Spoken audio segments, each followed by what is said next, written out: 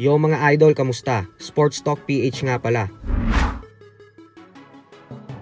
Ang panalo ng Pinoy, pag-usapan natin yan mga idol.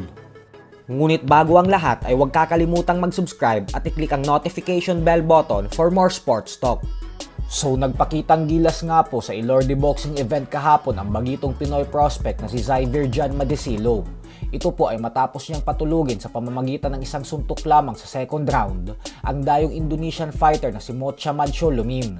Dahilan kung bakit nakuha ng Madisilo ang panalo via second round knockout. Halos manigas po ang katawan ng Indonesian boxer na ito nang dahil sa solidong patama ng ating kababayan, kung saan kinailangan pa nito ng oxygen para lamang maging maayos ang kanyang kalagayan. Dahil sa panalong ito ni Madisilo ay umabante na ang kanyang napakalinis na undefeated record sa 6 wins with 3 knockouts at walang talo. Napahanga naman ng husto ang MP Promotions President Sean Gibbons sa ipinakitang performance na bagitong Pinoy prospect na ito. At sa napakabatang edad na 20 anyos lamang, ay napakalaki po ng potensyal nito sa sports ng boxing. Basta patuloy lang siyang magiging disiplinado at mag-focus sa pag-eensayo.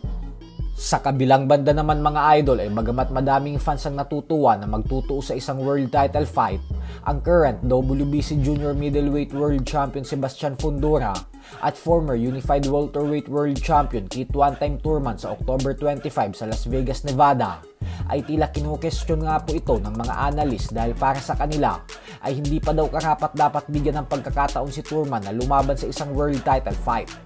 Ayon sa veteranong boxing analyst na si Al Bernstein, ay hindi niya daw nagustuhan ang hakbang na ginawa ng WBC na bigyan ng world title fight si Thurman. Lalo pat isang beses pa lang naman daw itong lumalaban sa 154-pound junior middleweight division. At bagamat napaka-impresibo ng panalo niya dito, kung saan tinalo niya via third round knockout ang Australian fighter na si Brock Jarvis sa mismong baluarte nito, ay hindi pa daw ito sapat para mabigyan ng pagkakataon si Thurman na labanan si Fundora para sa pinanghahawakan nitong titulo. Giit ni Bernstein na napakadami daw magagaling na fighter at contender sa junior middleweight division na mas karapat dapat mabigyan ng pagkakataon na makalaban si Fundora para sa WBC belt nito. Kumpara umano kay Thurman, nakakabalik lang sa boxing nitong buwan ng Marso lamang makalipas ang mahigit 3 taon na hindi pagiging aktibo. Hindi daw kasi ito patas para sa mga contenders na nagpapakahirap magpataas ng kanilang mga ranggo para lamang mabigyan ng tsansang lumaban sa kampyonato.